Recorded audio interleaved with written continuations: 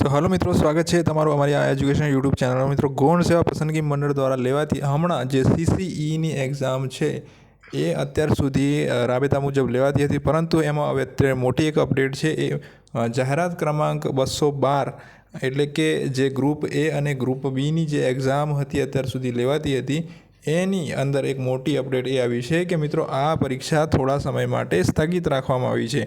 મંડળ દ્વારા આયોજિત સદર પરીક્ષા કાર્યક્રમની તારીખ 20, 21, 27, 28 એપ્રિલ 2024 અને 4, 5 મે 2024ના રોજ રાખવામાં આવેલ તમામ શિફ્ટની પરીક્ષાઓ વહીવટી કારણોસર હાલ પૂરતી મોકૂફ રાખવામાં આવે છે. 8, 5, 2024 અને 9, 5, 2024ના રોજ પરીક્ષાનો કાર્યક્રમ યથાવત રાખવામાં આવેલ છે. મિત્રો, અગાઉ જે પણ પરીક્ષાઓ લેવાઈ છે તો લેવાઈ જ છે, પરંતુ હવે આ પરીક્ષા આ તારીખો સુધી મોકૂફ રાખવામાં આવી છે.